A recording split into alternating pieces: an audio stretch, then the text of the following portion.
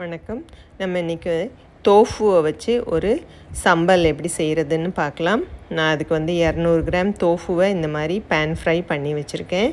அதோட ஒரு 8 காஞ்ச மிளகாயை நல்லா கொதிக்கிற தண்ணியில் போட்டு ஒரு 10 மினிட்ஸ் விட்டுட்டேன். இப்போ இங்கே 2 பெரிய வெங்காயம், 2 தக்காளி, நம்ம கொதிக்கிற தண்ணியில் போட்டிருந்த மிளகா, இஞ்சி, பூண்டு இது எல்லாத்தையும் நான் கட் பண்ணி எடுத்து ரெடி பண்ணி வச்சுருக்கேன். இது எல்லாத்தையும் நம்ம ஒரு ஃபைன் பேஸ்ட்டாக அரைச்சிக்கணும். ஒரு பேனில் ஒரு 5 டேபிள் ஸ்பூன் எண்ணெய் ஊற்றிட்டு ஒரு கைப்பிடி அளவு பூண்டு போட்டு நல்லா வதங்கினதுக்கப்புறமா கட் பண்ண ஒரு பெரிய வெங்காயத்தை நல்லா வதக்கிக்கணும். வெங்காயம் நல்லா வதங்கினதுக்கப்புறமா நம்ம அரைச்சி வச்ச பேஸ்ட் இருக்கு இல்லையா, அதையும் நம்ம சேர்த்துக்கணும்.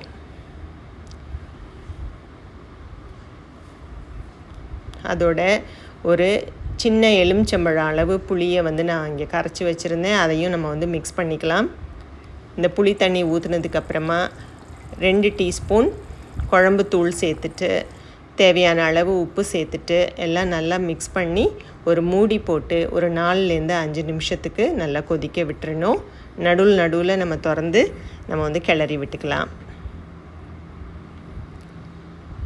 இப்போ பார்த்திங்கன்னா ஓரத்துல எல்லாம் நல்லா எண்ணெய் பிரிஞ்சு வந்திருக்கு. இந்த ஸ்டேஜில் 2 டீஸ்பூன் சர்க்கரை சேர்த்துருக்கேன். ப்ரௌன் சுகர் சேர்த்துட்டு நம்ம ஃப்ரை பண்ணி வச்சுருக்கிற தோஃபுவையும் இதில் நம்ம மிக்ஸ் பண்ணிடலாம். நம்ம தோஃபுவை போட்டதுக்கப்புறமா ஒரு 2 நிமிஷம் கொதிக்கட்டும். அதுக்கப்புறமா நம்ம அடுப்பை ஆஃப் பண்ணிடலாம். கடைசியாக கொஞ்சமாக கருவேப்பிலை சேர்த்துக்கோங்க.